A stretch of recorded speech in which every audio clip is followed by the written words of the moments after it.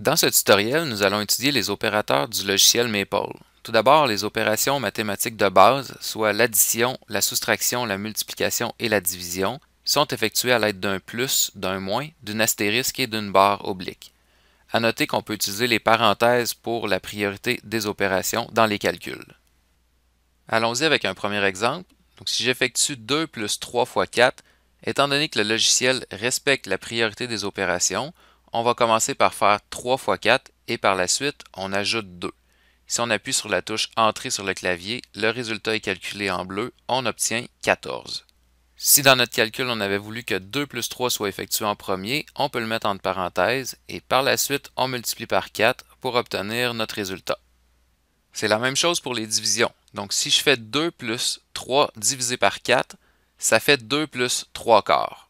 Encore ici, si j'avais voulu avoir 2 plus 3 au numérateur et le tout divisé par 4, j'aurais dû mettre 2 plus 3 entre parenthèses et par la suite, quand je fais la division par 4, ça me fait 5 sur 4, donc 5 quarts. Je pourrais aussi faire 2 plus 3, le surligner avec ma souris et par la suite, quand je fais la division, le 2 plus 3 qui est surligné avec la souris devient au numérateur de ma fraction et je peux effectuer le calcul. Pour effectuer des exposants dans le logiciel, l'opérateur à utiliser est l'accent circonflexe. Quand on appuie sur l'accent circonflexe, le curseur se retrouve en exposant. C'est important de comprendre que l'accent circonflexe envoie le curseur en exposant. On ne doit pas le faire apparaître, on doit juste appuyer dessus une seule fois pour mettre le curseur en exposant. Si on regarde un exemple, si je veux faire 2 à la 3, je fais 2, j'appuie une fois sur l'accent circonflexe et j'appuie sur 3. Il faut remarquer ici que mon curseur est en exposant. Donc si je fais plus 1, ça fait plus 1 dans l'exposant, ce qui me fait 2 exposant 4. Si je veux sortir le curseur de l'exposant, je dois appuyer sur la flèche de droite sur le clavier et par la suite, je pourrais faire plus 1, ce qui me ferait 2 à la 4 plus 1. Si on décortique le calcul, l'exposant est calculé en premier, 3 plus 1, qui fait un exposant 4, 2 exposant 4 donne 16, et ensuite on ajoute 1 pour obtenir 17. Un opérateur important dans le logiciel est l'opérateur d'assignation, qui se fait avec 2 points égales. Cet opérateur sert à conserver des résultats en mémoire, dans le but de réutiliser plus tard un résultat qui a déjà été calculé par le logiciel. Pour utiliser l'opérateur d'assignation, on doit commencer par se choisir un nom qui va être utilisé pour conserver en mémoire. Donc, par exemple, ici, j'utilise somme1, je fais 2 points égales et je fais une opération qui est 7 plus 6. Le résultat de ce calcul est qu'en mémoire, j'ai conservé dans le nom somme1 le résultat qui est 13. Je pourrais donc réutiliser somme1 par la suite et quand je vais référer à somme1, ça va me référer au résultat 13.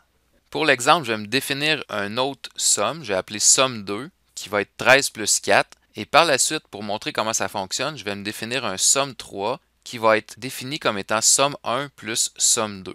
Quand j'exécute ce calcul, j'obtiens 13 plus 17, c'est-à-dire 30. Et maintenant, dans somme3, j'ai le résultat 30 de conserver en mémoire. Je pourrais aussi me définir un produit, soit 2 fois 3, et un quotient en réutilisant les différents calculs effectués précédemment, c'est-à-dire somme 3 divisé par produit, et on remarque que somme 3 divisé par produit est 30 divisé par 6, donc 5. Une bonne pratique à avoir quand on utilise des assignations dans le logiciel, c'est d'utiliser des noms qui sont significatifs du calcul qu'on est en train d'effectuer. Ça permet de se retrouver plus facilement quand on a un travail qui est plus étoffé et un peu plus long. C'est aussi possible de conserver en mémoire des expressions qui contiennent des variables. Si je me définis ici une expression comme fonction 1, que je vais définir comme étant x2 plus 3, je le conserve en mémoire sous le nom fonction 1. Je pourrai par la suite le réutiliser. Une commande très importante du logiciel est la commande restart.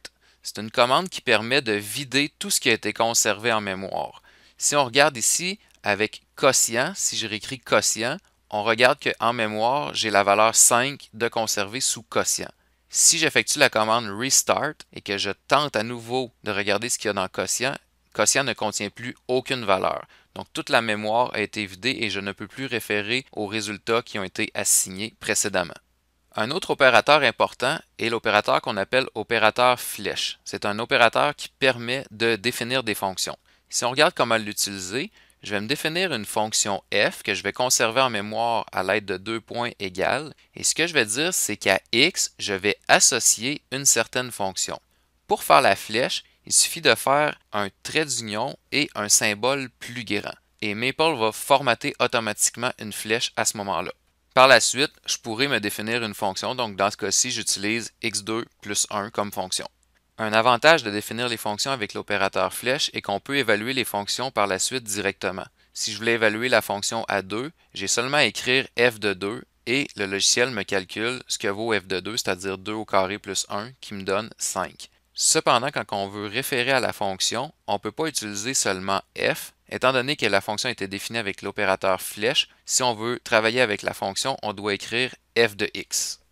Si on compare avec une simple assignation, donc je vais mettre ici une fonction g que je ne définirai pas avec l'opérateur flèche, je vais juste le définir avec le symbole 2 points égal. Je mets donc x carré plus 2 en mémoire sous le nom g. Si je veux essayer d'évaluer la fonction g à 2 et que je fais g de 2, comme la fonction g n'a pas été définie avec l'opérateur flèche, le calcul ne fonctionne pas. Si on voulait évaluer l'expression g pour x est égal à 2, la commande Maple à utiliser est la commande eval, E-V-A-L. Si on n'a pas d'idée comment l'utiliser, on peut se référer à l'aide pour savoir comment utiliser la commande EVAL. Pour se référer à l'aide, c'est le point d'interrogation qu'on utilise. On met point d'interrogation et le nom de la commande sur laquelle on a besoin d'aide et le logiciel va nous ouvrir l'aide à la commande où on demande de l'aide. Voilà donc un survol des opérateurs qu'on peut utiliser avec le logiciel.